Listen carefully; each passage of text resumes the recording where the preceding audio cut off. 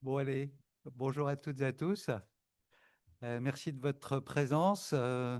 Désolé donc pour les petits soucis techniques qui nous empêchent d'avoir beaucoup de monde à distance. Il doit y avoir un petit souci avec le lien de connexion. Une bonne conférence ne se passe jamais sans un petit souci technique, donc c'est rassurant. Je suis très content d'ouvrir cette 11e saison de nos rencontres débats euh, sur les nouvelles formes de travail. Et surtout que c'est probablement la dernière année que je coordonne ce cycle. Donc, je ne doute pas qu'une nouvelle équipe au sein de la PSE en particulier va reprendre le flambeau. Bon, de toute façon, je ne me fais pas trop de soucis parce qu'on a maintenant un nombre de partenaires important. Donc, vous voyez les logos qui sont tout en haut. Il y a plusieurs organismes qui se rassemblent désormais pour faire vivre un peu ce cycle et je pense qu'on aura le moyen de réorganiser des choses dans le futur. Alors, très content aussi d'accueillir Charline Monin à mes côtés qui va animer cette première rencontre débat de l'année. Charline vient de rejoindre le LEST, le laboratoire d'économie et de sociologie du travail. Elle termine sa thèse sur la participation des salariés aux décisions, donc elle connaît bien le sujet. Et puis ravi également de retrouver Baptiste Giraud, qui est d'ailleurs aussi à l'origine de ce cycle, hein. Donc merci de ta fidélité, Baptiste. Et puis merci aussi de ta disponibilité parce que tu as beaucoup publié ces derniers temps, tu es très sollicité, tu interviens très souvent dans le débat public, dans le monde, plein d'endroits. Donc on est ravi de pouvoir avoir ce temps d'échange sur l'ouvrage dont tu vas parler aujourd'hui. Et puis, ce qu'on aime ici, c'est les chercheurs qui sortent de leur sphère académique, purement académique, et qui s'engagent. Donc, bonne conférence, bon débat à tous. Merci.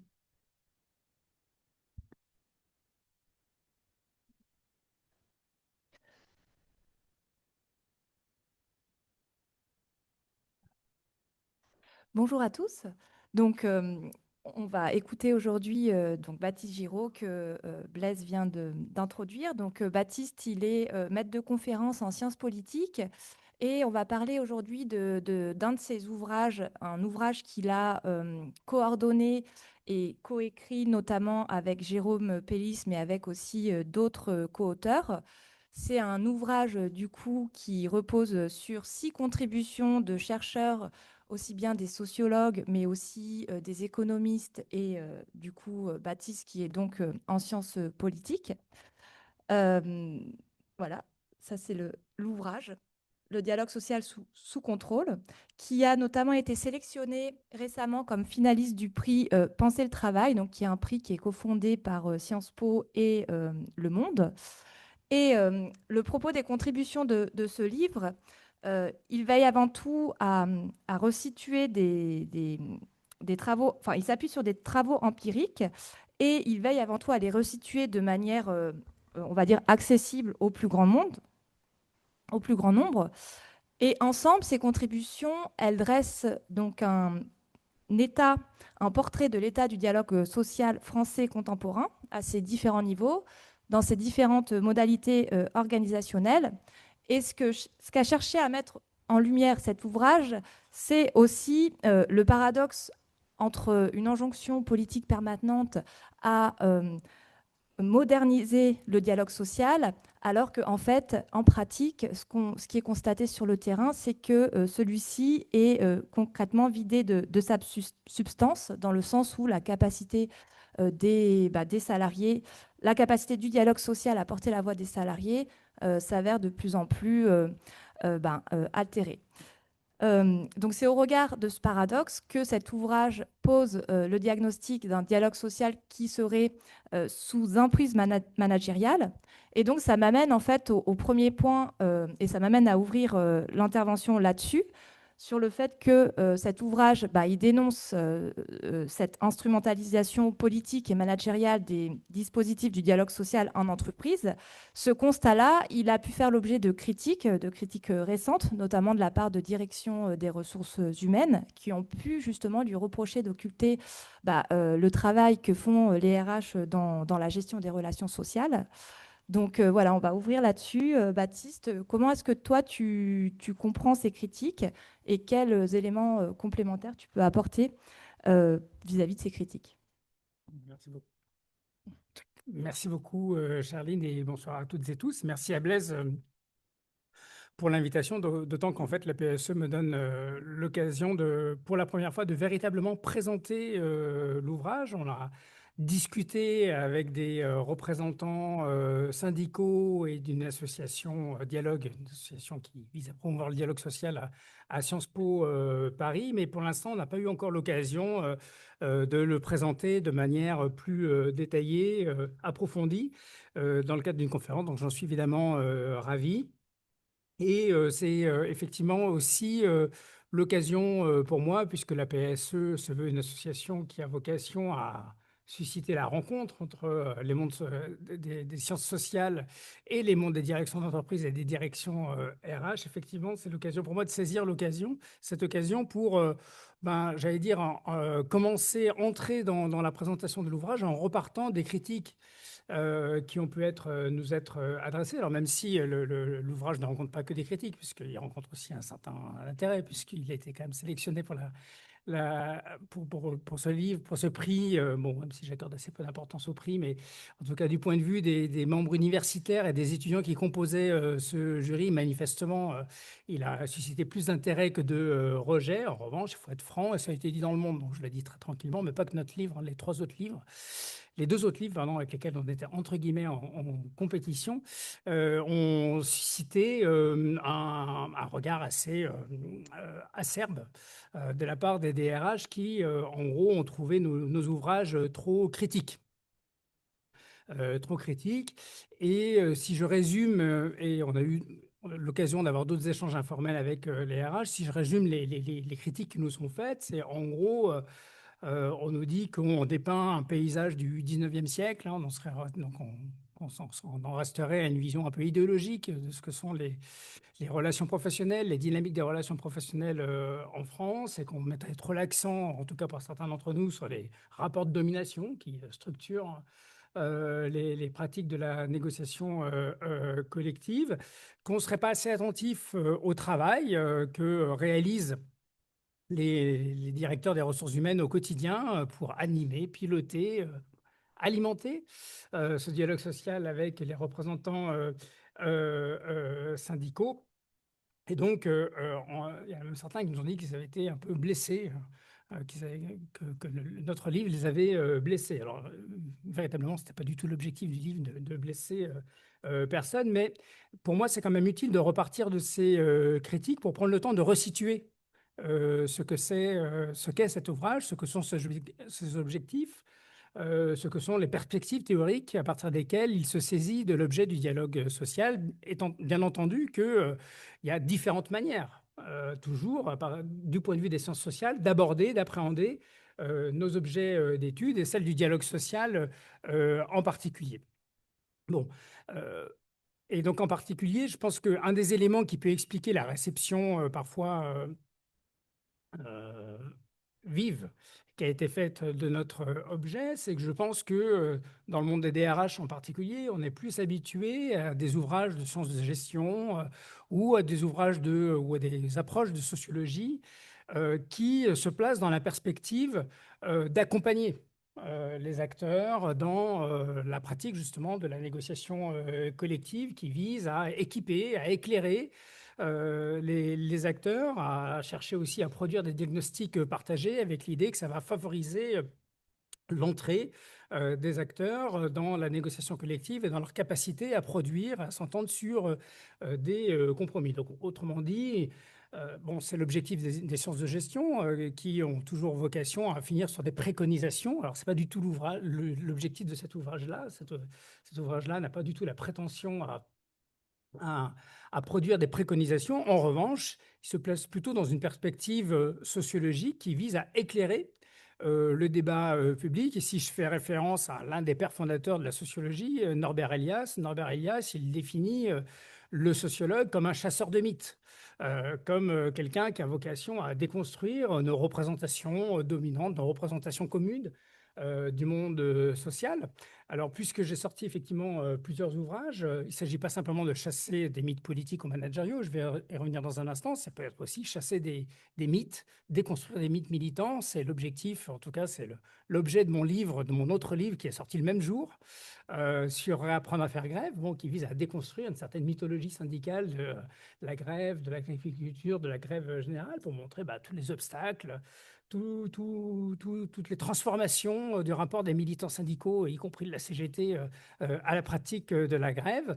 Dans cet ouvrage-là, et donc c'était vrai que c'était intéressant pour moi que cet ouvrage sorte le même jour que le précédent, cet ouvrage-là, il a plus de vocation à questionner cette forme de prophétie du dialogue social qui est souvent martelée dans les médias, et pour chercher à questionner qu'est-ce qu'il y a derrière ce discours qui fait sans cesse l'éloge de la modernisation du dialogue social. Et bon, alors là, du coup, la séance elle tombe plutôt bien. Elle arrive le lendemain du discours de politique générale de notre nouveau Premier ministre.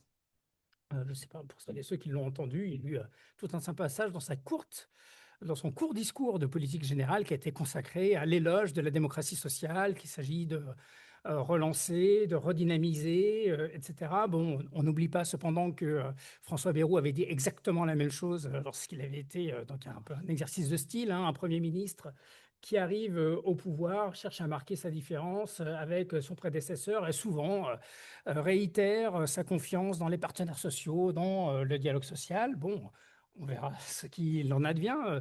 Il y a eu beaucoup de désillusions de ce point de vue-là dans les effets, dans le non-effet en tout cas, de la rupture annoncée par François Bayrou. Je fais référence à ce qui a été appelé le conclave sur les retraites, puisque malgré 3 ou 4 mois de nouvelles discussions, concertations, négociations entre partenaires sociaux, eh bien, aucune organisation syndicale n'a signé d'accord au terme de ces échanges. Et puis, donc, au-delà du discours de M. Lecornu hier, je le signale aussi à cette noble assistance que demain sort sur les écrans un documentaire qui s'appelle Le Dernier Compromis, qui porte sur Laurent Berger. Laurent Berger est au cœur de ce documentaire qui a été tourné pendant le conflit des retraites. Bon, j'ai eu le privilège, il faut bien que j'en ai quelques-uns, de pouvoir regarder le documentaire avant qu'il sorte sur les écrans. Et donc, pendant 1 heure et demie, on voit justement un dialogue social en panne. On voit Laurent Berger se prendre des murs, si je puis dire, c'est-à-dire buter sur le refus obstiné de Madame Borne, qui était Elisabeth Borne, qui était première ministre à l'époque, je le rappelle, parce que ça va tellement vite qu'on oublie qui faisait quoi. Et donc, elle, on ne la voit pas, mais il est au téléphone à plusieurs reprises avec elle, et manifestement, alors elle, c'est elle qui a pris l'initiative de rouvrir l'idée qu'on pouvait rediscuter de la réforme, mais là, on voit que 2 ans plus tôt, elle ferme les portes, toutes les portes, y compris à Laurent Berger, qu'on voit à plusieurs reprises député. Bon, pour tous ceux qui sont vraiment intéressés par les questions de relations professionnelles de dialogue social, je recommande vraiment ce documentaire, parce que c'est quand même très, très rare d'avoir la possibilité de suivre en coulisses. On ne voit pas les séances de négociation, évidemment, sans doute, mais de voir en coulisses ce qu'est le travail d'un représentant syndical dans ce contexte particulièrement tendu. Et je pense qu'en fait, c'est un documentaire qui illustre assez bien le propos de l'ouvrage qui, comme tu l'as dit, si je devais le résumer en un mot, a pour fil directeur de questionner les contradictions de ces politiques de promotion du dialogue social. Parce que, pourquoi je dis contradiction? Parce que d'un côté, sans doute que les représentants syndicaux aux différentes échelles qui sont de représentation qui sont les leurs, donc c'est-à-dire au niveau de l'entreprise, au niveau des branches professionnelles, au niveau interprofessionnel, sans doute que ces représentants syndicaux n'ont jamais été autant sollicités pour participer à des échanges, à des concertations, à des négociations. Je vais revenir un peu sur ces différentes sémantiques. Lorsque on interroge, lorsque même là, il y a des collègues en ce moment qui sont en train de chercher à objectiver statistiquement ce que sont les agendas des représentants syndicaux, c'est-à-dire concrètement à quoi consacrent-ils leur temps? Bon, sans surprise, et il ressort que de plus en plus, ils consacrent du temps à des réunions, qui avec son DRH, qui avec ses représentants, ses interlocuteurs patronaux, qui avec les représentants gouvernementaux. Pour l'anecdote, dans ma thèse, moi j'ai passé beaucoup de temps au niveau de la direction confédérale de la CGT, au niveau de son secteur dit revendicatif, donc les représentants syndicaux qui ont vocation à représenter la CGT dans toutes les instances de représentation paritaire, interprofessionnelle, et eux ne se plaignaient jamais de ne pas voir le gouvernement. Ils disaient même, en fait, ils nous emmerdent, hein, ils nous réunissent tout le temps, ils nous réunissent tout le temps. En revanche, pour négocier rien.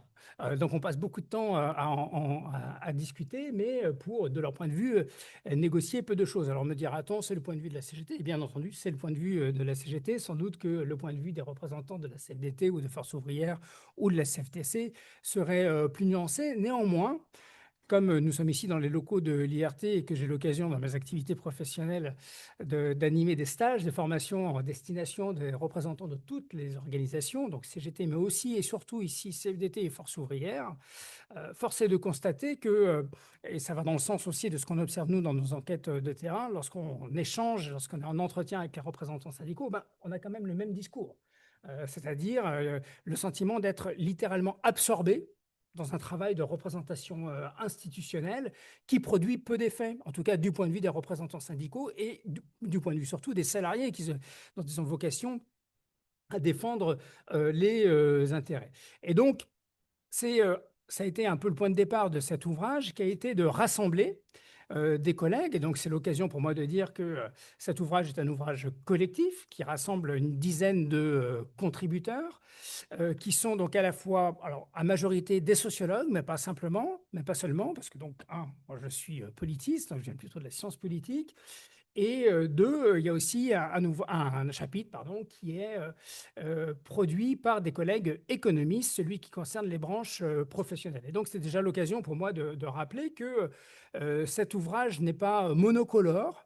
Et il a vraiment la volonté de rassembler des travaux qui se construisent à partir de perspectives théoriques très différentes, non seulement parce qu'elles s'inscrivent dans des perspectives disciplinaires différentes, mais aussi parce que bon, c'est pas le lieu ici de rentrer dans la cuisine interne, mais juste quand même dire que les collègues sociologues qui écrivent dans cet ouvrage, nous nous inscrivons dans des perspectives théoriques différentes. Et précisément, moi, c'est ça avec Jérôme qui nous intéressait, c'était de faire se croiser les points de vue et de les faire se croiser autour d'un point de vue assez convergent quand même, qui est celui d'une forme de formalisation croissante du dialogue social, au sens où il y a de plus en plus de procédures formalisées institutionnelles d'échanges entre représentants syndicaux, représentants patronaux et parfois avec les représentants de l'État qui sont institués, et un appauvrissement quand même, une tendance, je vais revenir, hein, bien sûr, c'est pas dire partout et que c'est systématiquement le cas, mais une tendance quand même à l'appauvrissement des compromis que ces procédures servent à produire. Alors, on en a eu quand même un exemple assez éloquent, justement, quand même, en 2023, et je dois dire, au-delà de 2023, c'est une tendance assez nette qui se dégage depuis au moins l'accès au pouvoir de M. Emmanuel Macron. Alors, peut-être qu'hier, c'est commencé à s'ébaucher une esquisse de compromis. On est quand même, je pense, tous d'accord pour reconnaître que le compromis qui commence peut-être à s'ébaucher, il va être limité. Hein, c'est quand même, on parle là éventuellement d'un recul sur 3 mois pour plusieurs milliers de salariés. Donc on peut dire c'est pas rien, mais on peut dire quand même c'est pas beaucoup non plus. Bon, voilà, ça reste ouvert au débat. Et surtout, on est quand même obligé de constater que c'est une ouverture qui se fait au terme de 2 ans de paralysie totale de la négociation collective au niveau, en tout cas, interprofessionnel. Et donc, par rapport aux critiques parfois qu'ils nous ont faites aussi, dire que, alors c'est un ouvrage qui s'inscrit dans la collection La vie des idées des presses universitaires de France. Alors comme vous le voyez, c'est un tout petit ouvrage, c'est la vocation de cette collection qui est de produire des ouvrages de synthèse, mais des synthèses qui s'appuient sur des travaux beaucoup plus robustes, beaucoup plus copieux. Pour les uns, c'est des chapitres, de courts chapitres tirés d'une HDR, pour les autres d'une thèse, pour nous, d'un ouvrage collectif de 300 pages, enfin, pour d'autres, des rapports assez copieux. Donc évidemment, c'est 20 000 signes, hein, pour les initiés, donc c'est 8-10 pages maximum. Donc évidemment, on est obligé d'aller très vite.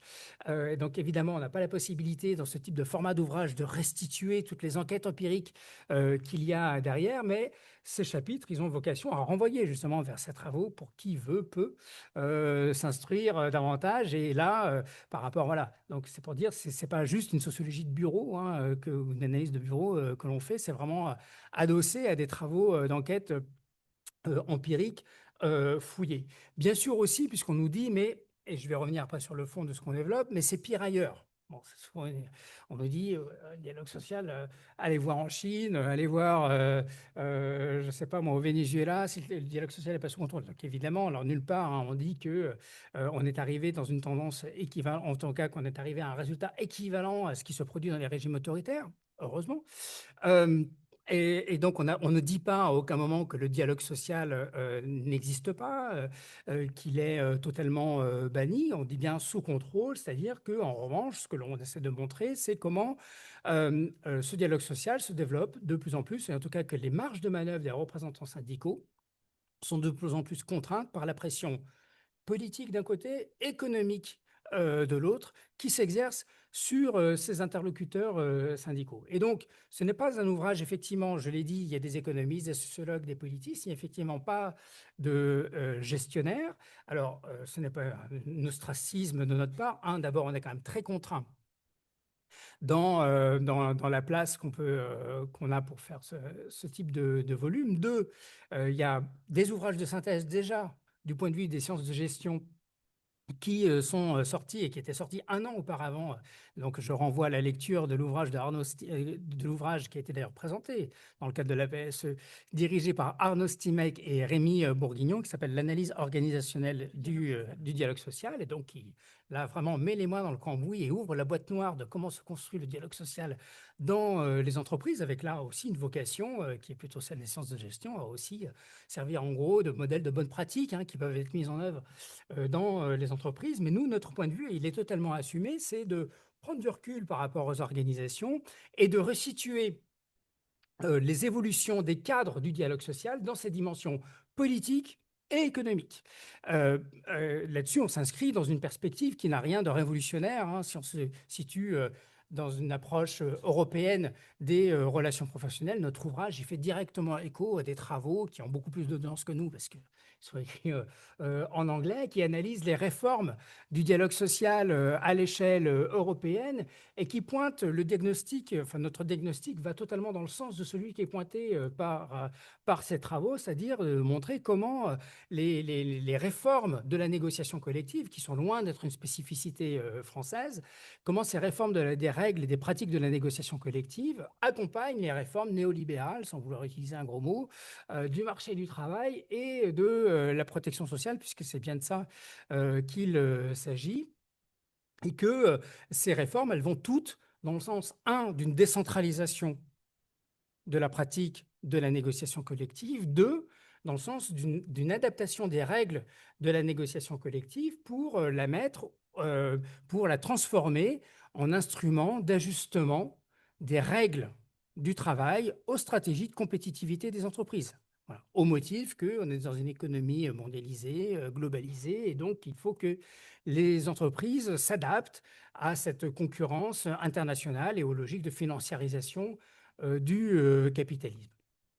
Et donc, pour comprendre comment se reconfigurent les pratiques et les dynamiques de la négociation collective, eh bien, on ne peut pas faire l'économie d'une analyse des transformations qui se jouent à la fois au niveau politique, c'est-à-dire au niveau de l'État, c'est-à-dire comment l'État a modifié les règles à la fois de la représentativité syndicale et de la négociation collective.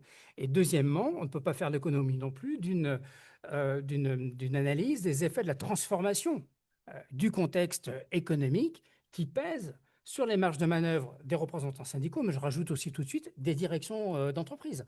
Hein, et encore plus, si je me situe au niveau des DRH, que j'ai coutume de désigner comme étant dominés des dominants, si je reprends un langage sociologique, c'est-à-dire qu'ils sont du côté des directions, donc plutôt du côté des dominants dans l'entreprise, mais si on regarde leur position dans le champ des directions d'entreprise, sont plutôt du côté dominé, parce que c'est quand même plutôt les directions économiques et financières qui définissent ces stratégies d'action, et au DRH, à charge du DRH d'orchestrer et d'essayer de faire en sorte que les décisions prises puissent se décliner en essayant d'embarquer, tant que faire se peut, les représentants syndicaux pour que ça se passe le mieux possible. Mais dans l'ouvrage plus détaillé que j'ai fait coordonner avec Camille Signoretto, on montre bien que les directions d'entreprise ou les DRH sont eux-mêmes pris évidemment dans des rapports d'interdépendance économique qui ne sont pas un artifice, hein, qui sont une réalité, qui pèsent énormément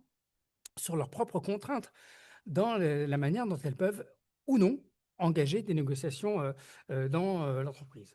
Et donc, pour essayer de saisir ces dynamiques d'ensemble, l'objet du livre, c'est de saisir, et ce qui fait, je pense, un peu quand même son originalité, c'est de saisir justement comment se déclinent ces évolutions des cadres et des pratiques de la négociation collective à ces différents niveaux, en partant donc du niveau législatif, interprofessionnel, jusqu'au niveau des branches, pour terminer évidemment au niveau des entreprises. Donc, on est dans une approche plutôt top-down, hein.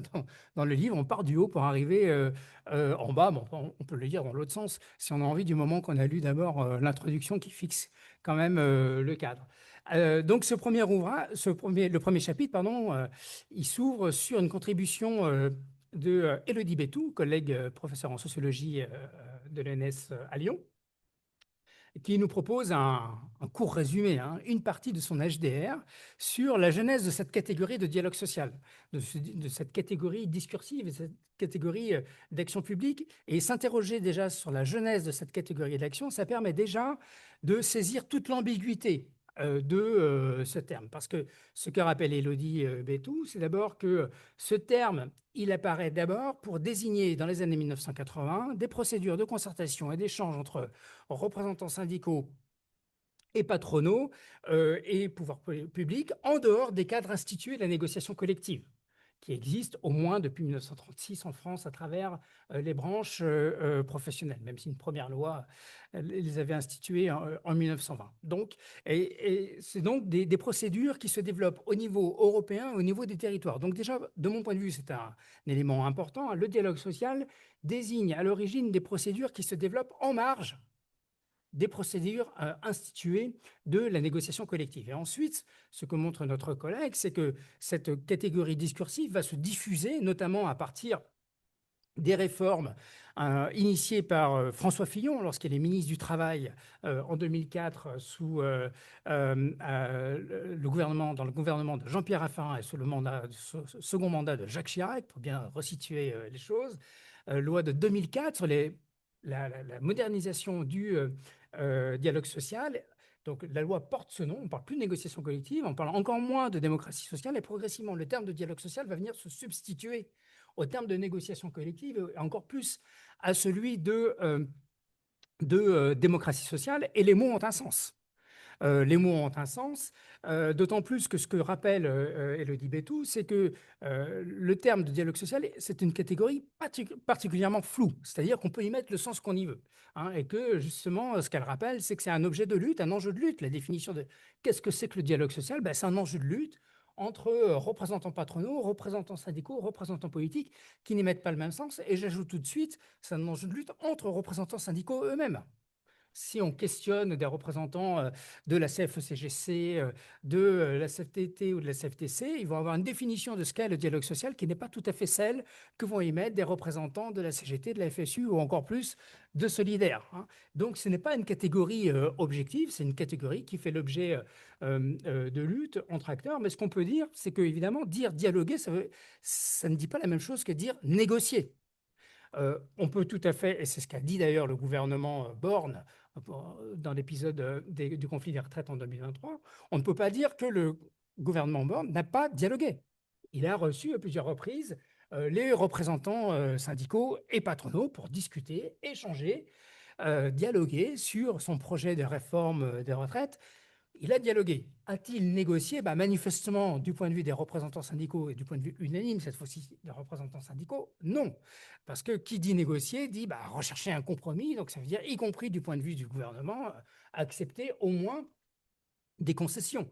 C'est ce que semble avoir accepté de faire hier M. Lecornu, c'est ce que c'est refusé à faire, indépendamment de ce qu'on juge du contenu du compromis, mais c'est ce que, en tout cas, manifestement, c'est refusé à faire Mme Borne pendant toute la durée du conflit. Et donc, parler de dialogue plutôt que parler de négociation, déjà, c'est significatif d'un changement de paradigme dans la manière dont on conçoit, du point de vue des gouvernements et du point de vue patronal. Alors, quand je dis patronal, c'est aussi direction et RH. L'important, c'est d'être dans le dialogue. Ça, on l'entend quand même très, très souvent dans les entretiens qu'on peut réaliser avec les représentants RH. Le plus important du point de vue des pratiques professionnelles, et on peut l'entendre, quand je dis ça, ce n'est pas une critique, c'est un constat, des pratiques des RH. L'important, à défaut de pouvoir trouver des compromis, c'est au moins d'être dans le dialogue avec les représentants syndicaux. Le deuxième chapitre,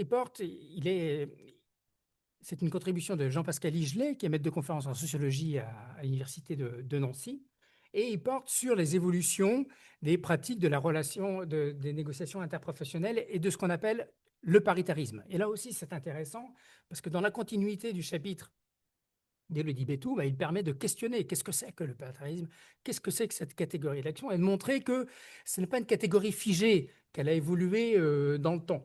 Et de rappeler que lorsque le paritarisme, donc pour celles et ceux qui en seraient peut-être moins familiers, peut-être pour les plus jeunes surtout de l'audience, donc toutes les instances paritaires, notamment de gestion de la protection sociale, donc l'assurance chômage, l'assurance vieillesse, autrement dit les retraites, pour le dire de manière plus claire, et l'assurance maladie, qui sont aujourd'hui co-gérés par des représentants syndicaux et patronaux qui sont représentés à égalité dans les caisses de l'assurance sociale. Mais ça n'a pas toujours été le cas. Et donc, c'est le premier rappel que fait Jean-Pascal Igelet. Lorsque se créent ces dispositifs paritaires de gestion de la protection sociale, on est donc en 1945, donc dans le contexte politique particulier quand même de la libération, les syndicalistes sont majoritaires. Ils sont à 75%. Les caisses sont composées de représentants syndicaux. Et donc, ce qu'on va appeler, et ce qu'on appelle aujourd'hui le paritarisme au sens de parité entre représentants syndicaux et patronat, est une invention patronale. Je pense que c'est quand même utile aujourd'hui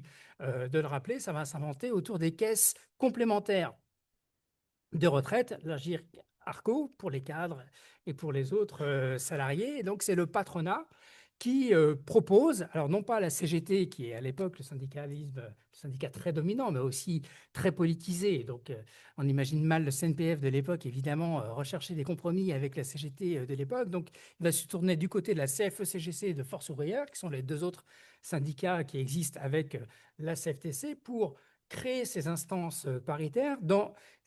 Quel est l'intérêt à l'époque du CNPF? Ça permet de tenir à distance l'État dans la gestion des cotisations sociales, et ça permet de contourner la position hégémonique qu'occupe la CGT dans l'espace de la représentation syndicale à l'époque. Il faut vraiment avoir à l'esprit qu'à ce moment-là, dans cette période-là, la CGT a une capacité de mobilisation militante qui est sans commune mesure avec les autres organisations syndicales et une réelle capacité de blocage, aujourd'hui c'est beaucoup moins vrai, en tout cas de freinage de l'économie, compte tenu de sa forte implantation dans le secteur des transports et de l'industrie française. Et donc, ce système paritaire, entendu à parité numérique, patronat et syndicat, va ensuite se généraliser par le décret de 1900 ou ordonnance, je ne sais plus, de 1967.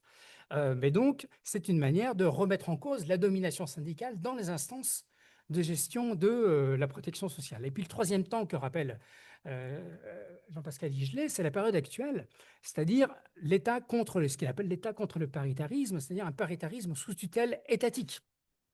C'est ce qu'on vit actuellement, qu'il faut mettre en perspective avec le fait qu'il va y avoir une étatisation du financement de la protection sociale, c'est-à-dire que l'assurance maladie et l'assurance vieillesse ne sont plus simplement financées par les cotisations des travailleurs ou des cotisations patronales, mais aussi par l'impôt, via l'introduction et l'amplification de la CSG. Donc évidemment, ça donne un levier supplémentaire à nouveau pour l'État pour contrôler, donner des orientations, prescrire ce qu'il faut faire en matière de gestion des de gestion de la protection sociale. Et c'est ce qu'on observe ces dernières années à travers notamment les lettres de cadrage qu'adresse le gouvernement aux 10 partenaires sociaux. Je vais prendre un exemple récent qui n'est pas dans le livre, parce que ça s'est produit l'an dernier, lorsque François Bayrou affirme sa volonté de relancer le paritarisme, de relancer la négociation entre partenaires sociaux. Il convoque un conclave. Alors déjà, le terme de conclave a fait hurler beaucoup de syndicalistes en disant ben, nous, on ne se réunit pas cachés comme le pape, on est des représentants, on doit rendre des comptes à nos mandants, voilà, on n'a rien à cacher, même si, bien sûr, il y a toujours des dimensions officieuses dans les négociations, mais bon, le terme de conclave disait déjà beaucoup de choses de la tension qui pouvait exister entre ce qu'est la culture politique de François Bayrou et ce qu'est la culture syndicale. Bon, ça c'est une chose, mais surtout, et ce qui me paraît encore plus significatif, tout de suite, il adresse une lettre de cadrage aux partenaires en disant bah, vous vous entendez sur la réforme de l'assurance chômage, mais il faut réaliser des économies.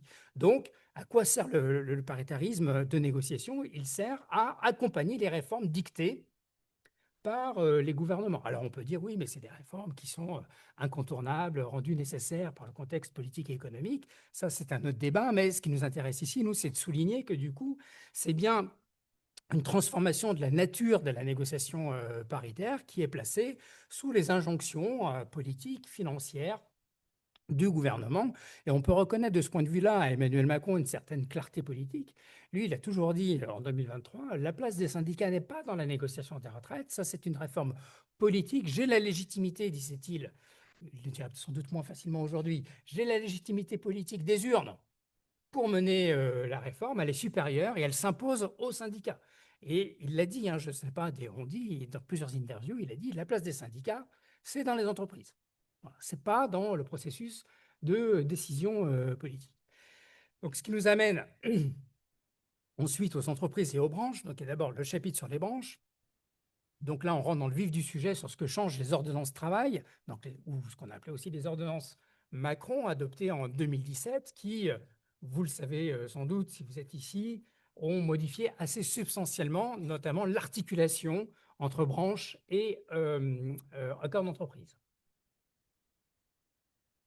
Si je le fais de manière schématique, mais évidemment dans l'ouvrage, les collègues y vont de manière un peu plus fine et nuancée, mais grosso modo, avant, c'est l'accord de branche qui s'imposait aux accords d'entreprise ou en tout état de cause qui s'appliquaient dès lors que les dispositions contenues dans l'accord de branche étaient plus favorables que celles de l'accord d'entreprise en faveur des salariés. C'était ce qu'on appelait le principe de faveur. D'accord? Donc, c'était l'accord le plus favorable qui s'appliquait pour les salariés. À partir de 2017, c'est dans un grand nombre de domaines, pas dans tous, il y a des exceptions, mais dans une majorité de domaines, c'est l'accord d'entreprise qui s'impose sur l'accord de branche, même dans l'hypothèse où l'accord d'entreprise serait plus défavorable pour les salariés que l'accord de branche. C'est dans une logique économique qui est parfaitement assumée par les ordonnances travail, qui ne démarre pas avec les ordonnances travail, mais je ne veux pas prendre trop de temps, hein, mais il ne faut pas, voilà, hein, il faut pas dire, ouais, il faut pas dire juste que ces ordonnances travail qui créent tout, mais c'est dans la volonté de passer d'une négociation d'entreprise qui était pensée d'abord comme un outil pour créer du progrès social, pour créer de nouveaux droits pour les salariés dans les entreprises, en améliorant ce qui pouvait être défini dans les accords de branche, à des accords d'entreprise qui doivent permettre aussi, donner la possibilité aux directions d'entreprise d'adapter les règles, et notamment les règles des conventions collectives, pour les mettre au service des stratégies de compétitivité, des stratégies de profit, si je parle comme un économiste, des entreprises. Et donc, ça ne veut pas dire, que les négociations de branche n'existent plus. Dans le chapitre, les collègues rappellent que pour une grande majorité d'entreprises, et notamment pour les plus petites des entreprises dans lesquelles la négociation d'entreprise est très limitée, l'accord de branche reste l'accord de référence. Bon, et ça en dit long déjà sur le fait que beaucoup de directions de petites entreprises ne veulent pas négocier. Enfin, pour elles, c'est du temps perdu, elles n'ont pas d'interlocuteurs syndicaux, c'est une matière qu'elles maîtrisent mal. Voilà, donc elles préfèrent déléguer ça aux branches. Deux, il y a aussi des résistances, pas simplement syndicales, des résistances patronales au contournement des accords de branche. Donc, elles prennent l'exemple notamment d'un accord dans la distribution, dans la grande distribution, en montrant que une partie des acteurs syndicaux préfèrent que ce soit l'accord de branche qui s'impose en matière salariale aux accords d'entreprise pour éviter les risques de ce qu'on appelle le dumping social et donc pour faire en sorte que l'accord de branche conserve son pouvoir de régulation économique, c'est-à-dire fixer des règles communes à toutes les entreprises. Et ça devient à la fois un instrument de protection des entreprises et de protection des salariés, mais elle souligne aussi un appauvrissement quand même dans beaucoup de secteurs du contenu des branches qui est beaucoup moins protecteur pour les salariés ou qui sert uniquement à définir des bonnes pratiques pour les entreprises. Or, et j'y viens, mais on y reviendra, mais je préférais quand même passer du temps sur le début de l'ouvrage parce qu'ils sont squeezés dans les recensions qui en sont faites. On en vient à ce qui se passe ensuite dans les entreprises, où on montre d'abord avec Jérôme que les négociations d'entreprise, elles produisent des règles beaucoup plus pauvres en contenu et beaucoup plus défavorables aux salariés. Un, parce que l'implantation syndicale, elle est très, très inégale dans les entreprises. Et ça, je pense que les DRH qui nous font souvent la critique sur notre ouvrage ne le voient pas parce que c'est souvent des DRH de grands groupes, mais l'implantation syndicale est très faible dans les entreprises. La CGT et la CFDT ne sont présentes que dans 17% des établissements de plus de 10 salariés. Et donc concrètement, là où il n'y a pas de syndicat, en règle générale, il n'y a pas de négociation, il n'y a pas d'accord. Là, ce qu'il y a des accords, c'est des accords qui sont vraiment des accords de moins-disant social, clairement, plutôt que des accords de progrès social. Et même là où les syndicats restent présents, donc on ne dit pas du tout qu'il n'y a pas de négociation, qu'il n'y a pas de dialogue social, mais on est obligé de constater que du fait de l'affaiblissement de l'ancrage militant des représentants syndicaux, du fait des contraintes économiques dans lesquelles ils sont prises, parce que concrètement, ils évoluent soit dans des entreprises sous-traitantes qui sont très dépendantes des donneurs d'ordre, soit parce qu'ils sont dans des entreprises sur des marchés internationaux, donc exposés objectivement à la concurrence internationale et donc à la menace aussi du chantage à investissement ou du chantage à l'emploi, ils sont pris dans des dilemmes, dans des tiraillements et dans des rapports de force qui leur sont beaucoup plus défavorables et qui grèvent évidemment leur capacité à peser sur la nature des compromis qui sont négociés. J'ajoute, c'est le chapitre suivant, que le CSE est passé par là, que le CSE, il a quand même beaucoup mis en difficulté les représentants syndicaux, moins d'élus, surcharge de travail, moins d'élus c'est-à-dire pour prendre en charge plein de questions différentes qui auparavant étaient traitées par des élus qui pouvaient se spécialiser soit sur les questions de santé au travail, soit sur les questions économiques. Et surtout, le CSE a accéléré la centralisation de la représentation du personnel. Et ça, les DRH des grands groupes doivent le voir. Ou alors, s'ils ne le voient pas, c'est qu'ils sont aveugles à ce qui se passe dans leur grand groupe. C'est-à-dire que dans une majorité d'entreprises, il n'y a plus de représentants de proximité qui avaient vocation à remplacer les délégués du personnel. Donc, ça veut dire qu'on a des représentants syndicaux qui se transforment en professionnels du dialogue social, mais qui sont fragilisés aujourd'hui dans leur ancrage social et militant vis-à-vis des salariés, ce qui est un vrai problème de mon point de vue en termes de démocratie sociale, et ce qui en plus fragilise, y compris du point de vue des RH, leur capacité à être des porte-parole des problèmes du terrain, comme on dit habituellement, puisque de fait, ils sont quasiment détachés à temps plein maintenant pour des mandats syndicaux et qui ne sont plus dans les équipes de travail. Et ça, objectivement, on l'entend beaucoup dans les stages syndicaux, en disant, en fait, moi, ça fait 10 ans que je bosse plus et je sais plus vraiment le nouveau logiciel qui existe, etc. Et donc, ils sont assez déconnectés. Et c'est à ça que servaient les DP, les délégués du personnel. Les délégués du personnel, ils avaient vocation à avoir une représentation dans les collectifs du travail pour à la fois organiser l'action militante, mais être aussi au contact concrètement des salariés. Et pour terminer, on conclut par un chapitre qui revient sur l'expérience des négociations sur le droit d'expression. Donc, c'est un vestige des lois Auroux en 1982.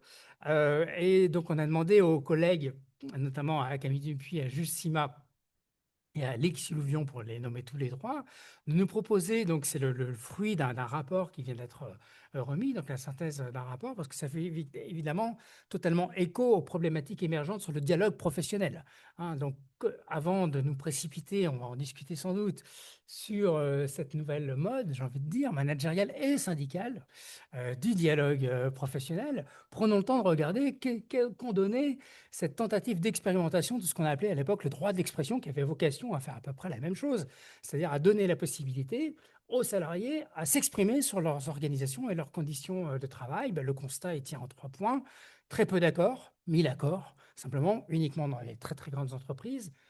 Deux, des groupes de travail qui sont quand même très dominés, en tout cas en présence d'acteurs RH qui, du coup, produisent des effets de censure, pour le dire vite, sur la parole des salariés, parce qu'évidemment, très difficile pour les salariés de s'exprimer librement en situation de tension, de difficulté, lorsqu'ils sont un responsable hiérarchique, même si ce n'est pas le N+1 dans le groupe. Et trois, ça fait très écho à ce que nos collègues politiques observent sur la démocratie participative, des effets très limités qui font douter de l'utilité de ces groupes d'expression. On s'est exprimé, and so what? Que se passe-t-il après? Et là, ça fait directement écho et ça sera mon mot de conclusion, à des enquêtes que j'ai pu mener avec mon collègue Paul Bouffartigue du Lest. Donc c'est pour ça aussi que je le cite, sur les devenirs des expertises CHSCT lorsqu'ils existaient sur les RPS. Hein, l'expertise s'enclenche, c'est un moment d'expression qui est reçu avec bonheur et soulagement, je devrais même dire souvent, par la salariée. Enfin, un espace pour s'exprimer sur son travail. À la MU, on est bien placé pour le savoir. On a une grande expertise pour nous exprimer sur nos conditions de travail. Que donnent après ces expertises? Et souvent, c'est la désillusion, la déception. Et donc, ça suscite beaucoup d'espoir. Et souvent, les désillusions sont à la hauteur des espoirs suscités. C'est exactement la même chose qu'on observe sur les dispositifs de démocratie participative qui sont très peu fréquentés parce qu'en fait, ils ont beaucoup déçu. Et donc, beaucoup de gens se disent, à quoi bon participer à des dispositifs qui nous permettent de parler, mais qui ne produisent aucun effet sur les décisions qui nous concernent. Voilà, je te remercie. Je vous remercie pour votre écoute. Désolé d'avoir été un peu long. Non, pas de souci. Merci, Baptiste. Ça fonctionne. Merci beaucoup, Baptiste, pour ce résumé très, très condensé, mais très riche. Du coup, on va ouvrir la session des questions-réponses. S'il y a des questions dans la salle, il y en a une à distance. Moi, je voulais aussi poser ma question parce que donc, je suis en management, justement en sciences de gestion. Et donc, tu as parlé effectivement du dialogue professionnel. Donc, le dialogue professionnel, en tout cas en sciences de gestion, c'est une notion qui est de plus en plus discutée, il y a même des essais de théorisation assez récents. On parle beaucoup de cette notion-là. Est-ce que ça pourrait, à ton sens, être une des perspectives éventuellement du dialogue social et à quelles conditions?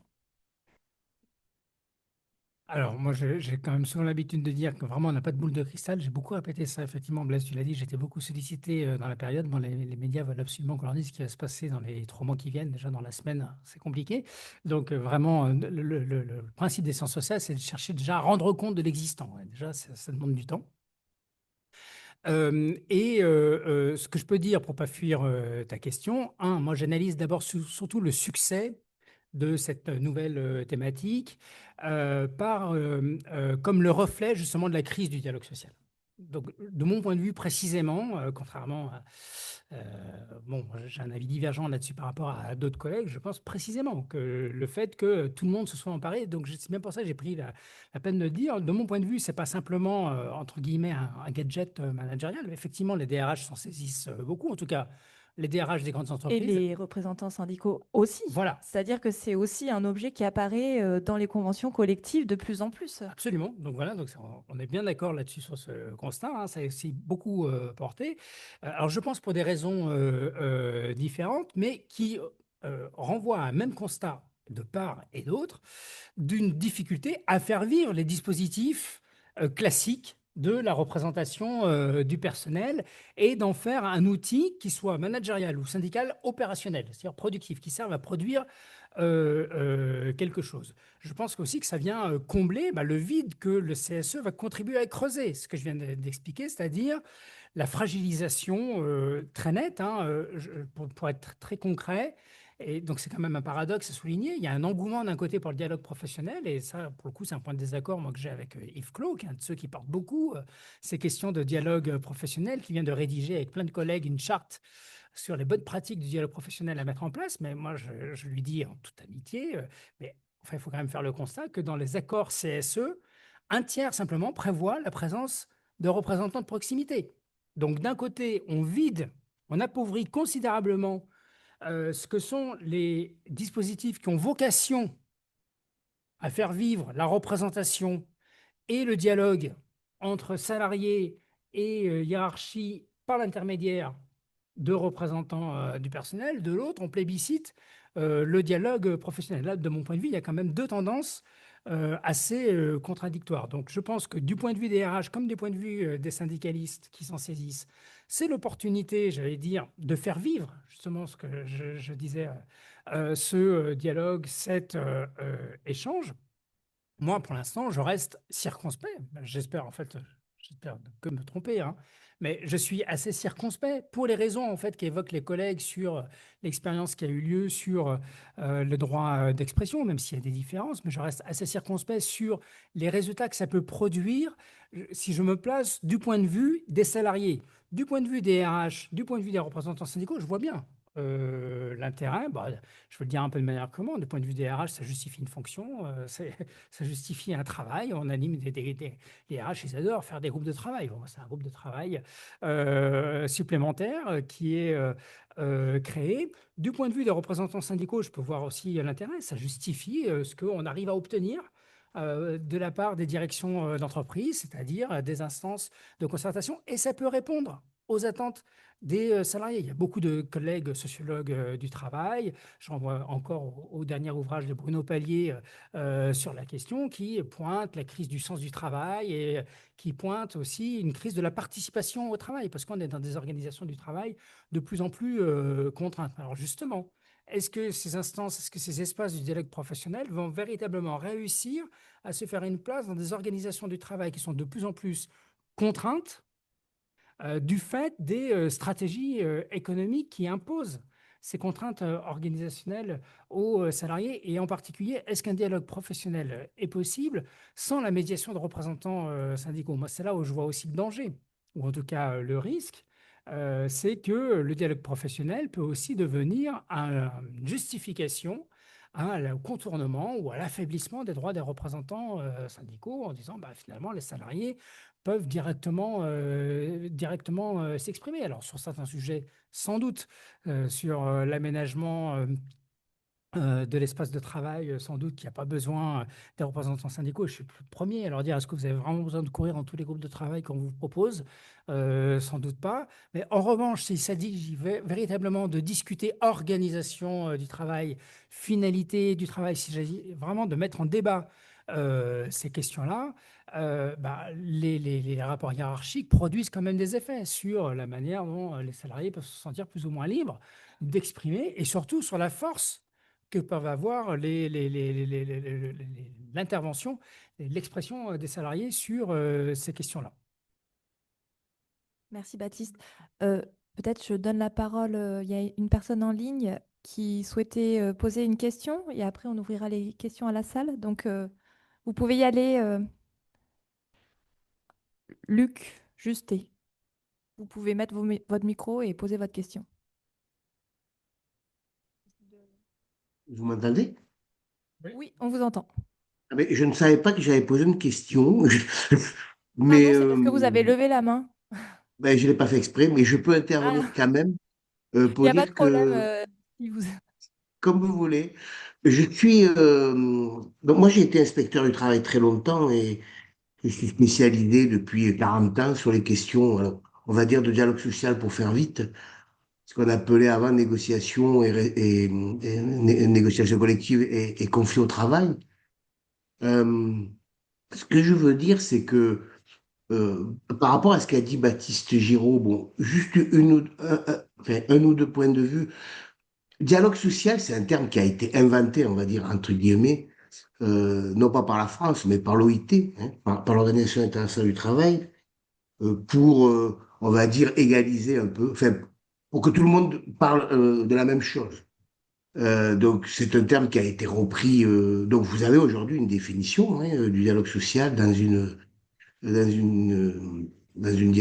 pas une directive, pardon, dans une recommandation de l'OIT.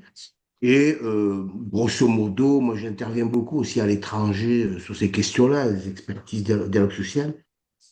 Grosso modo, tout le monde voit à peu près de quoi il en retourne. Et ce que je voulais dire, c'est que mais, il ne s'agit pas d'opposer négociation et dialogue social. C'est-à-dire que le terme tel qu'il a été inventé, et je pense tel qu'il est utilisé en France, il comprend à la fois la négociation, à la fois la conflictualité, et à la fois, on va dire, la représentation du personnel, enfin, les consultations qui sont du dialogue avec un petit plus derrière.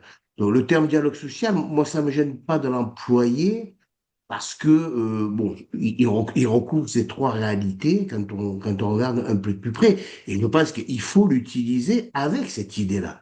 Effectivement, si on l'utilise avec l'idée, enfin, avec la manière dont on le conçoit, le Cornu, bon, je crois que là, on va pas aller très loin, effectivement, ou Bayrou, bon, on va pas aller très loin parce que on voit très bien, eux, qu'est-ce qu'ils veulent faire du dialogue social, à l'image d'ailleurs de ce qu'est la législation du travail, de ce qui est devenu la législation du travail, même avant Macron, hein, puisque c'est à peu près en 2004, avec la loi Fillon, que la négociation collective a commencé à se transformer et où le principe de faveur dont vous parliez, a été a commencé à être inversé, hein, a commencé à être modifié. Voilà.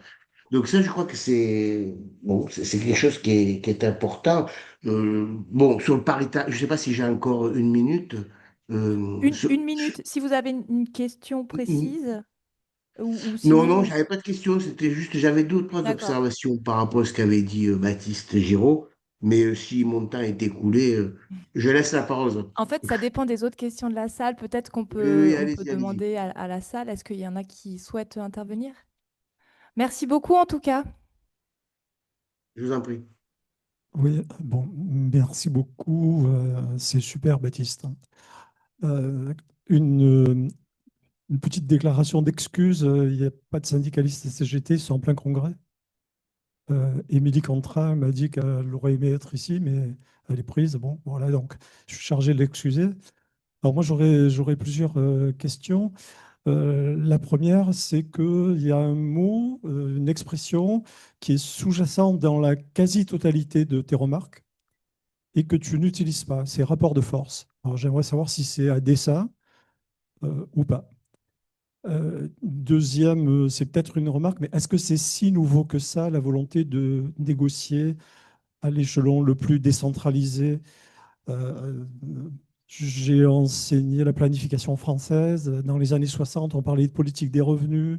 Il fallait faire tendre la négociation au niveau le plus bas possible parce que c'est là que l'on peut adapter les gains de productivité, les augmentations de salaire et ne pas changer le partage salaire-profit. Donc, ce n'est pas si nouveau que ça, hein. L'intérêt des entreprises, c'est de céder le minimum et donc pas plus que ce que l'on peut faire à travers voilà, c'est une question. Bon, évidemment, ce n'est pas la même chose dont il s'agit aujourd'hui. Et la troisième question, c'est peut-être trop, c'est issu d'une discussion avec une amie qui s'appelle Christine Castejon, qui publie un livre chez l'Harmattan, Le point d'écoute. Et je lui ai dit, Baptiste, dialogue social, etc. Et dans une discussion pendant l'été. Et elle me dit, dans dialogue, euh, il faut qu'il y ait deux discours, mais aussi qu'il y ait deux écoutes. Et dans ce qu'on appelle le dialogue social, il n'y a pas d'écoute. Est-ce que le dialogue social existe en tant que dialogue? La réponse serait plutôt non.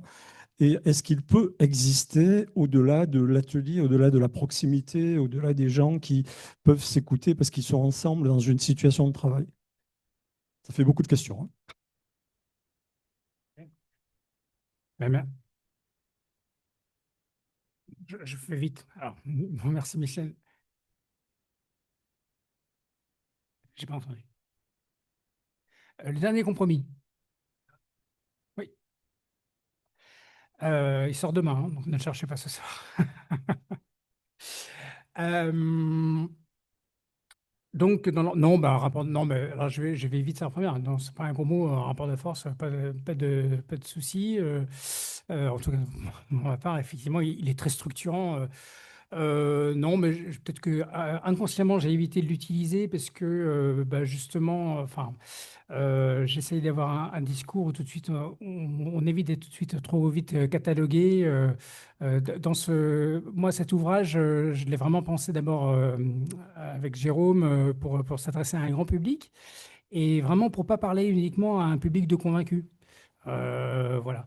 Donc, c'est pour ça que j'avais vraiment envie de discuter, et j'ai toujours envie d'aller discuter, même si on n'est pas d'accord là-dessus, avec des RH ou même des représentants syndicaux qui, eux, se reconnaissent dans le terme de dialogue social, ce qui me permet d'arriver tout de suite à ta troisième question, puis je reviendrai sur la deuxième. Euh, En fait, moi, je peux pas répondre à ta question parce que j'ai envie de dire, ça va dépendre surtout de la manière dont les acteurs vont vraiment investir cette notion de dialogue social. Donc, c'est pour ça, bon, Luc Jouster rappelait effectivement, il y a une définition internationale, puis après, il y a la définition, la manière dont ce terme est réinvesti par les acteurs. Je vous donne deux exemples très concrets. Dans cette enquête-là, on rencontre un dirigeant d'entreprise marseillaise, dans le 8e arrondissement, ici, farouchement antisyndical, mais vraiment, là, c'est vraiment l'antisyndicalisme primaire, hein, il n'y a pas d'autre mot, mais qui me dit, mais moi, je fais du dialogue social tous les jours dans ma boîte, mais avec mes salariés. Alors, un peu ultra paternaliste, c'est dans une entreprise d'aide à domicile, donc lui, et je le crois sincère, il pense vraiment qu'il fait du dialogue social, mais par contre, il ne veut pas de syndicat. Donc, c'est deux choses très différentes. Mais je dis ça, et je ne dis pas que tous les patrons sont comme ça, non, évidemment. Et en particulier pour plein de DRH, bon, pour moi, c'est des croyants sincères dans le dialogue social. Je les soupçonne pas du tout de vouloir manipuler ou de vouloir tricher, etc. Je pense qu'ils y croient vraiment. Ils ont un rapport assez humaniste à la vocation de leur métier. Est-ce qu'ils y arrivent? Ça, c'est un autre débat. Mais bon, voilà. Du point de vue des syndicats, c'est la même chose. Effectivement, enfin, du point de vue, c'est un terme qui est honni du côté solidaire de la CGT. Personne va te dire, voilà, ils y croient pas, et ils vont te dire, bah, le compromis, c'est juste un problème enfin, c'est juste le résultat d'un rapport de force. Donc, c'est le rapport de force qui détermine le compromis possible ou non. Et la secrétaire générale de la CGT, souvent, je l'entends dire dans les médias, je suis pas là pour dialoguer, je suis là éventuellement pour négocier, mais je dialogue avec mes copains, mais je dialogue pas avec le patronat. Bon, si tu vas du côté CFDT, CFTC, CFE-CGC, au contraire, on y croit. C'est théorisé et on forme les syndicalistes à cette idée que le dialogue social est possible et on explique et on forme les militants. Je travaille là-dessus, j'écris là-dessus en ce moment, à adopter les comportements nécessaires pour créer les conditions d'un dialogue social constructif avec les représentants patronaux. Et on forme de la même manière les RH. Voilà, quels sont les comportements, les stratégies à mettre en place pour convaincre vos interlocuteurs syndicaux que vous êtes ouverts à la recherche de compromis. Voilà. Et du côté de certaines organisations syndicales, du coup, pour rendre ce dialogue social possible, eh bien, il faut envisager le recours à la mobilisation collective, à la grève en particulier, au dernier moment, en dernier recours, lorsque vraiment c'est coincé, qu'on fait en 2023, mais qu'auparavant, il faut montrer des signes de bonne volonté de recherche de compromis, et que de leur point de vue, ça passe par l'abstinence, ou en tout cas par se retenir d'appeler tout de suite à la mobilisation. Bon. Et sur la négociation collective, alors quand même, du point de vue patronal il y a eu, et politique, il y a eu un changement quand même énorme à partir des lois Auroux, c'est l'institutionnalisation de la négociation collective. Jusqu'alors, il y a des accords d'entreprise qui ne sont pas prévus par la loi, ils existent. Bien sûr, ils sont quand même en nombre très limité. De mémoire, avant les lois Auroux, on recense à peu près autour de 1000 accords d'entreprise chaque année. Aujourd'hui, on est sur 80 000 textes qui ne sont pas tous des accords, parce qu'il y a aussi beaucoup de textes, 15 000 textes environ, qui sont des textes en fait ratifiés par référendum dans les petites entreprises. Mais grosso modo, je dois dire une bêtise, mais à la louche, on est sur 40 à 50 000 accords d'entreprise. Donc c'est beaucoup plus. En même temps, c'est peu, si on rapporte ça au nombre d'entreprises qui devraient en signer. En fait, c'est surtout le symptôme d'une institutionnalisation de la pratique de la négociation collective dans les grandes entreprises. Et là-dessus, il y a quand même une grande différence par rapport à ce qui se produit aujourd'hui et par rapport à ce que c'était dans les années 70. Pour le coup, dans les années 70, il y avait accord lorsqu'il y avait conflit. C'était que des accords de sortie de conflit. Et des accords aussi qui étaient du coup, alors c'est très différent par rapport à ceux d'aujourd'hui, des accords de progrès social, parce qu'en règle générale, quand il y avait conflit, c'était l'initiative des syndicats pour revendiquer qui des augmentations syndicales, qui de nouveaux droits. La troisième ou quatrième semaine, je me trompe toujours là-dessus, de congés payés, c'est le résultat d'une grève chez Renault qui se déclenche une semaine, voilà, et la direction cède, et après, par décret ou par loi, je ne sais plus, l'accord généralise cette semaine de congés payés à l'ensemble des salariés. Aujourd'hui, on est sur ce que mon collègue Guy Groux appelle un dialogue social managérial, c'est-à-dire un dialogue social qui est beaucoup plus subordonné à la logique des entreprises, en tout cas, qui est beaucoup plus déterminé par l'agenda des entreprises ou bien par l'agenda que fixe le gouvernement, par exemple, sur des négociations de type pénibilité, égalité professionnelle, emploi des seniors. Bon, ça dépend des périodes. Le constat quand même qu'on peut faire en un mot sur ce sujet, c'est que ces négociations qui sont administrées, hein, qui montrent bien le rôle toujours important que l'État peut jouer, elles sont assez pauvres en contenu parce que il y a une obligation à négocier, mais jamais à conclure un accord. Donc on est vraiment sur une approche très procédurale de la négociation collective et pas du tout sur une approche substantielle. Et juste, je cite un rapport qui vient de sortir sur les accords QVCT, par exemple, dans qualité de vie et conditions de travail, qui montre que dans 70% de ces accords, on ne parle pas de conditions de travail. C'est quand même un petit peu gênant. Alors, dans les accords QVCT, bon, et bon, malheureusement, c'est pas très, en tout cas moi, ça m'a pas surpris, mais en tout cas là, c'est symptomatique d'une négociation collective dont la vitalité et dont le dynamisme ne peut pas se mesurer uniquement au nombre d'accords, évidemment, qui sont signés. Ça, c'est la communication gouvernementale. Bon, OK, il y a plus d'accords qui sont signés qu'auparavant, mais il faut quand même regarder le contenu des accords. Et sur égalité professionnelle, pardon, en particulier, les collègues qui se penchent là-dessus, ils constatent constamment que, en fait, dans beaucoup d'accords, c'est une retranscription quasiment intégrale des accords de branche. Donc, on signe un accord parce que ça permet de signaler, du point de vue de la direction d'entreprise, ça montre la bonne volonté. Voilà, on est soucieux d'avoir un accord, un dialogue social fructueux. Du côté des organisations syndicales, on a quand même besoin de justifier que ce qu'on fait, ça sert à quelque chose. Donc, on va, même si c'est 3 fois rien, eh ben, on va prendre l'accord. Je le comprends. Enfin, je veux dire, moi, je dis ça, c'est facile, hein, c'est pas une critique gratuite. Je dis, voilà, il y a une logique. Mais après, lorsqu'on regarde le contenu des accords, il peut y avoir un compromis d'intérêt à signer des accords pauvres en contenu. C'est quand même souvent le cas, notamment sur ces accords hors accords salariaux. Nous, questions. Jean-Claude Labranche, de la CGT. J'étais au même endroit qu'Émilie Quentin et je suis parti pour venir ici. Bon, j'avais la même question, hein, c'est-à-dire la question du dialogue social et du rapport de force. Hein. Donc, c'est des remarques, ce n'est pas des questions. La première chose, alors j'ai à peu près tout fait en tant que syndicaliste, vu mon grand âge, mais notamment des mandats de secrétaire de CHSCT. Et la question que tu posais sur qu'est-ce qu'on fait de l'expertise, hein, le so what, eh ben, typiquement, ça dépend du rapport de force. C'est-à-dire que l'expertise, s'il n'y a pas de rapport de force, effectivement, elle est classée et puis rien ne se passe. S'il y a une mobilisation, s'il y a une appropriation par les organisations syndicales, alors ça peut déboucher. Et bon, j'étais salarié, moi, de l'AFPA. Ça avait donné d'ailleurs un accord sur la qualité de vie du travail suite à, voilà, à un conflit, et expertise, etc. etc. Quand j'entends parler moi, je suis d'une génération qui a connu les cercles de qualité. Hein. Donc, quand j'entends parler du dialogue professionnel, c'est à peu près la même chose. Effectivement, si on peut dialoguer, s'il n'y a pas de rapport de force, ça ne débouchera pas. Et c'est bien le rapport de force qui va faire que ça transforme ou pas en action. Euh, voilà, parce que il n'y a pas de... comment je dirais, il n'y a pas de bienveillance de l'autre côté. On est quand même bien dans un antagonisme, au moins économique. Et il n'y a pas de.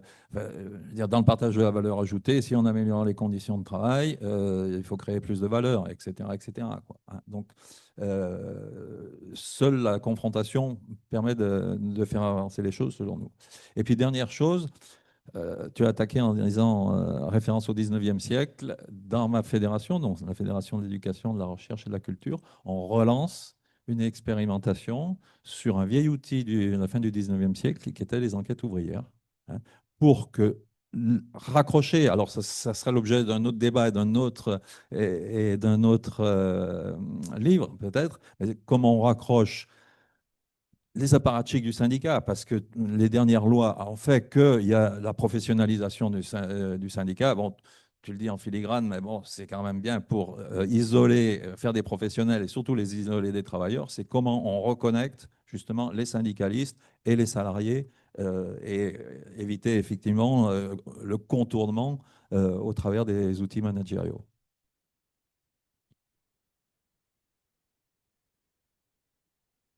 Bonsoir. Donc, moi aussi, j'avais un petit peu des questions par rapport au rapport de force qui en fait sont complètement effacés du mot dialogue. J'associe peut-être un petit peu ça aussi à la novlangue managériale avec des mots comme collaborateur au lieu de travailleur, avec des mots en fait qui sont là pour vraiment aplatir le plus possible le conflit et le rapport de force. On le voit d'ailleurs, enfin, vous avez parlé des critiques que les RH émettent, et en fait, il y a vraiment cette critique, ah, mais vous, enfin, moi-même, parfois, je me confronte à des gens qui me disent, mais arrêtez de parler de rapport de force, on n'en est plus là quand même. Et en fait, c'est la preuve que cette novlangue managériale, elle marche très très bien, et que c'est pour ça aussi qu'on la pousse autant, enfin, qu'on nous pousse autant à l'employer. Moi, j'ai une question parce que vous dites que vous voulez quand même pas tout à fait braquer les RH avec ce livre. Enfin, bon, bref. Moi, j'ai été un petit peu en cours avec des gens donc, en psychologie du travail, donc, qui sont formés à potentiellement être des RH parce que j'ai fait sociologie du travail. Et on voit vraiment comment dire, c'est pas forcément fait exprès de leur part, mais j'ai l'impression qu'ils croient réellement à toute cette novlangue, justement parce qu'on les a baratinés avec ça depuis un petit moment. Et donc, du coup, je me demande un petit peu comment est-ce qu'on peut rattraper le tir, parce qu'une fois qu'ils sont sortis de l'école, c'est compliqué.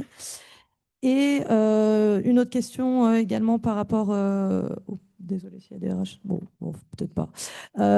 Et donc, du coup, une autre question, c'est par rapport au... Donc, oui. Donc, vous parlez de paradoxe. Voilà. Je comprends bien que c'est pour formuler une question sociologique. En vérité, enfin, est-ce qu'il y a vraiment un paradoxe avec le fait qu'on pousse à fond le dialogue social tout en le vidant de sa substance? Enfin, c'est bien ce que vous montrez dans le bouquin de toute manière, mais je trouvais ça intéressant de souligner qu'en fait, encore une fois, si on nous pousse à adopter certains termes, si on nous pousse à adopter certains comportements qui vont avec ces termes, et que dans le même temps, on les plébiscite, en fait, c'est un seul et même mouvement de décrédibilisation. J'ai lu un autre de vos articles, et je vais finir là. J'ai lu un autre de vos articles dernièrement où vous parliez en fait de tout ce qui se met en place pour démanteler les syndicats, pour faire en sorte qu'on choisisse toujours les plus ou moins les moins combatifs peut-être, pour être plébiscités par l'entreprise.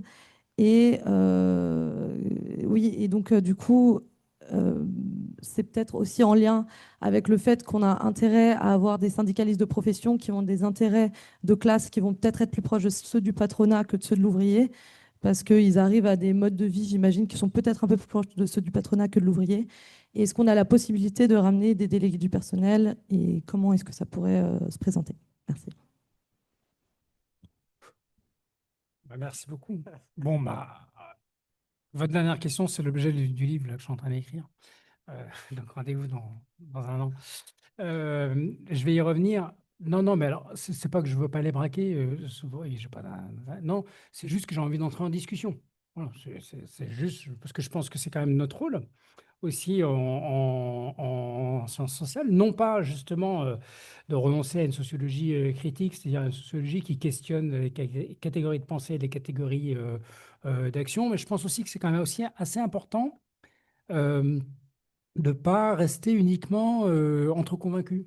Enfin, vraiment, je pense que c'est vraiment important, ou, en tout cas du point de vue des sciences sociales, quoi. Les sciences sociales, elles ont vocation vraiment à être mises à disposition, de mon point de vue, à toutes et tous. Après, on s'en empare, on s'en empare pas, et à bousculer nos catégories d'entendement, de pensée de chacun, de chacune. En tout cas, moi, c'est le propre intérêt que je trouve aussi à pratiquer de la recherche en sciences sociales, y compris sur ces questions-là dont je peux être proche par ailleurs, mais qui m'amène justement sur votre dernière question. Là, en ce moment, ce que j'essaie de montrer, c'est que c'est pas le fait qu'effectivement beaucoup de représentants syndicaux, sans doute la majorité, se laissent enrôler dans des pratiques de coopération, d'échange, de compromis avec les représentants syndicaux. C'est pas du tout nécessairement des pratiques entre guillemets de collaboration, hein, c'est pas forcément voilà, c'est aussi et c'est encore moins uniquement, ça peut arriver bien sûr, ça, ceux qui détestent le syndicalisme adorent focaliser là-dessus sur les cas de corruption, bien sûr que ça arrive, mais c'est très minoritaire. Et si c'était que ça serait simple. entre guillemets, c'est aussi que beaucoup de représentants syndicaux ne partagent sans doute pas votre représentation de ce qu'est la réalité des rapports de force dans l'entreprise et se font aussi à l'idée que leur entreprise est prise dans un réseau de contraintes qui oblige à rechercher des compromis, j'allais dire pragmatiques, aux situations économiques que traverse leur entreprise et que du coup, je peux dire, pour chercher un peu, enfin, j'ouvre ce livre sur la description, sur l'analyse de pratiques de représentants de la CGT, vraiment dans une entreprise industrielle où la CGT est encore le syndicat ultra dominant, et avec des représentants très aguerris, très militants, je dirais presque très combatifs, mais en même temps qui répudient tout le discours de la lutte des classes. Et qui disent ça, c'est le discours des apparatchiks d'en haut, pour reprendre ce que tu as dit derrière. Ça, c'est les idéologues du syndicalisme. Nous, voilà, la boutique, il faut qu'elle tourne. Donc, il faut que je cherche des compromis avec mon patron. Donc, les professionnels du syndicalisme, ils disent ce qu'ils veulent, ils récitent leur petit Marx, etc. Mais ils m'agacent. Et moi, je suis avec mon patron et je cherche du compromis. Donc, bien sûr, et pour terminer, oui, bien sûr que le terme de dialogue social, il euphémise. Il euphémise complètement la réalité. En tout cas, la réalité, moi, je parle souvent de rapport de domination. Je viens de sociologie où ce terme-là n'est pas un gros mot. Et parler de rapport de domination, c'est juste constater qu'il y a une asymétrie des rapports, des positions.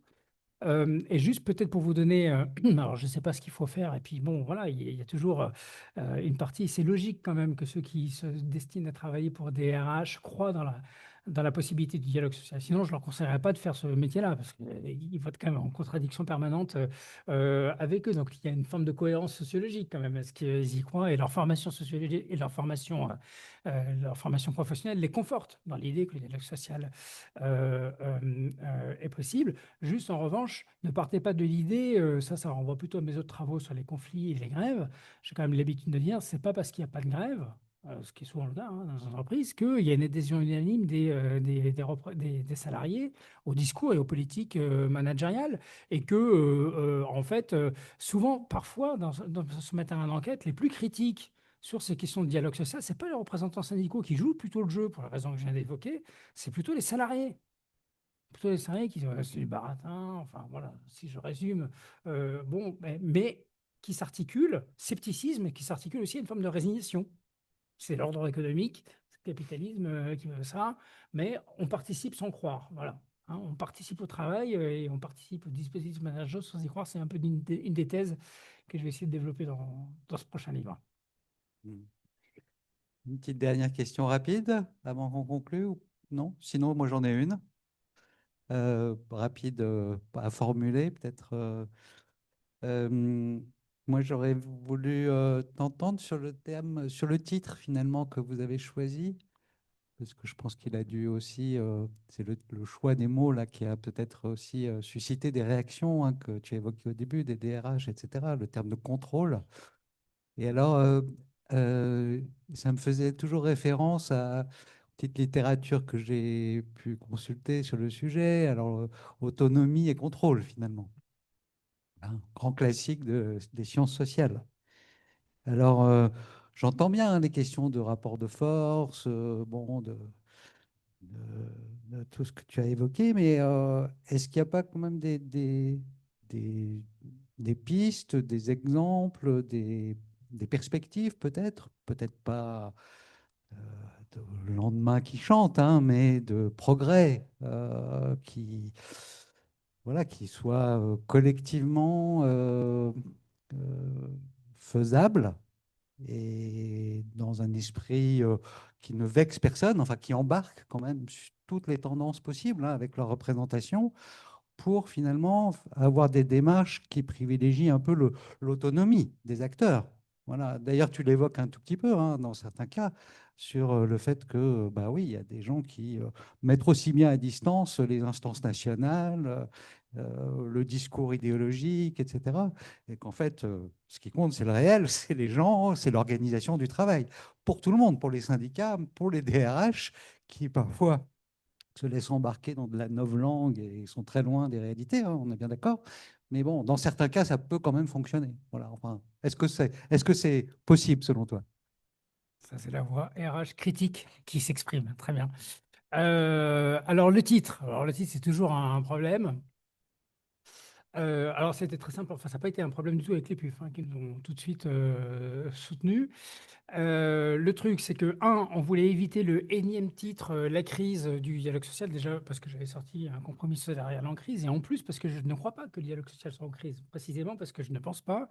Je pense qu'il fonctionne plutôt bien, et il remplit plutôt sa fonction politique et managériale. Et donc, et puis après, il faut trouver un titre court, ce qui n'est pas ma spécialité, et un titre qui accroche. Voilà, qui suscite un peu d'intérêt. Bon, un dialogue sous tutelle, c'était un peu fort, et puis ça faisait un peu vraiment gériatrie. Donc, sous contrôle, c'est ce qui nous est venu. Voilà. Donc, c'est pas trop posé de questions. Et puis après, évidemment, on compte sur l'intelligence des gens pour aller au-delà du titre. Ouais. Il vaut mieux un titre un peu péchu quand même qui accroche, qu'un titre un peu plat, consensuel. Voilà, au moins, bon. Puis à la rigueur, il vaut mieux un bouquin qui énerve, au moins ça produit de la réaction, qu'un bouquin qui laisse indifférent. Moi, je me rassure, entre guillemets, comme ça. Mais alors, pour répondre ensuite à ta deuxième question, bah, je vais rebondir sur l'exemple que je suis en train de prendre, mais qu'on développe aussi. J'en profite pour en reparler pour celles et ceux qui ne connaissent pas, dans notre ouvrage collectif, Un compromis salarial en crise, auquel je fais beaucoup référence dans le chapitre que j'ai écrit avec Jérôme dans le petit livre. Donc là, c'est des enquêtes qui portent sur des univers professionnels et des configurations d'entreprise très, très variées, hein. Et donc, on montre à la fois, pour déconstruire cette vision un peu idéalisée du dialogue social, en quoi il peut être entravé, là il n'y a pas d'autre mot, dans plein d'entreprises où on n'a pas du tout affaire à des directions qui croient dans le dialogue social, qui croient dans l'échange avec les représentants syndicaux, qui honnissent le syndicalisme. Voilà, donc quand même ça existe, hein, donc on le rappelle, mais on essaie de montrer la variété des configurations. Et donc il y a des configurations d'entreprise où ça se passe bien, c'est-à-dire où d'abord elles sont dynamiques, elle,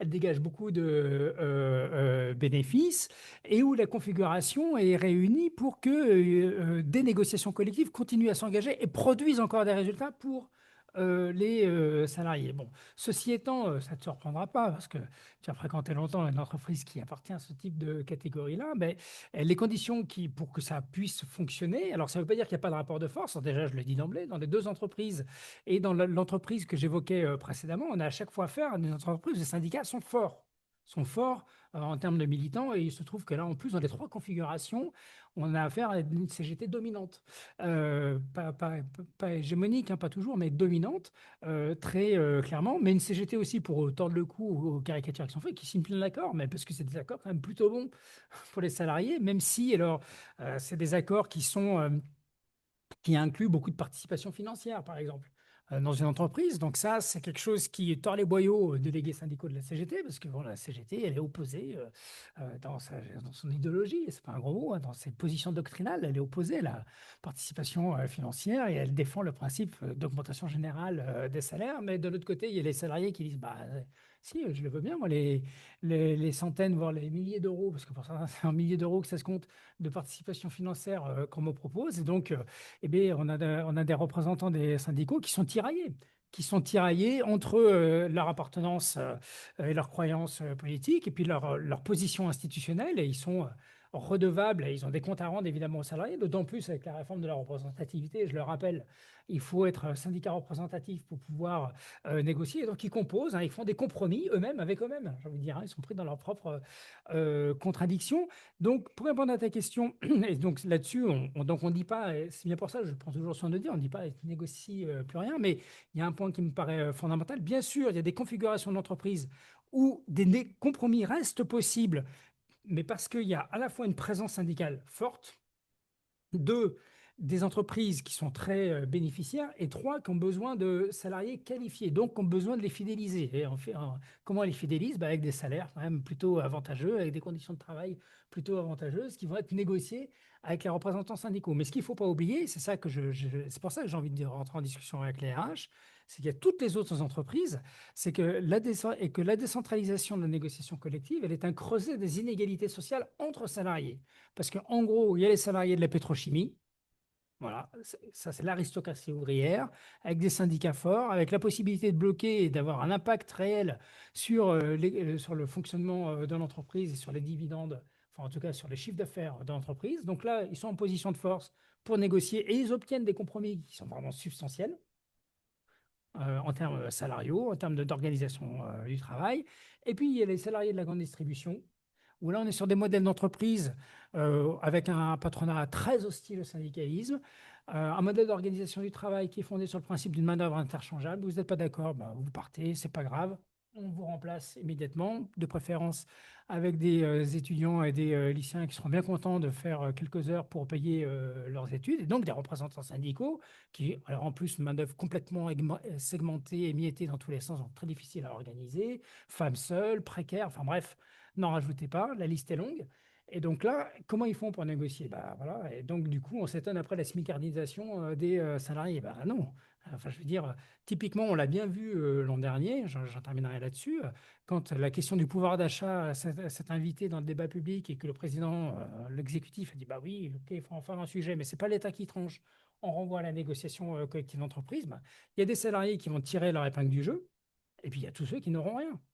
Et c'est notamment les catégories qu'on appelle les essentiels, les invisibles, enfin bref, ceux qu'on a applaudis pendant le confinement, mais qui sont dans des configurations salariales où la négociation d'entreprise, elle est totalement ligotée par les configurations sociales et économiques de ces entreprises. Merci Baptiste, merci beaucoup Charline. Merci. Merci. Merci à tous, merci à toutes. Prochaine rencontre ici même le 10 décembre avec Rémi Ponche sur un ouvrage, sur un thème relativement proche autour du syndicalisme et des risques psychosociaux. Bonne soirée à tous, au revoir. Merci à tous et toutes. Merci à ceux qui étaient en ligne. Merci beaucoup, c'était super. Je suis impressionné. Ah bon, j'ai pas allé trop vite? C'est impressionnant. Ouais, Oui, non, mais justement, je parle trop vite. c'est vrai. Ah. Bonjour, je m'appelle Céline. Je termine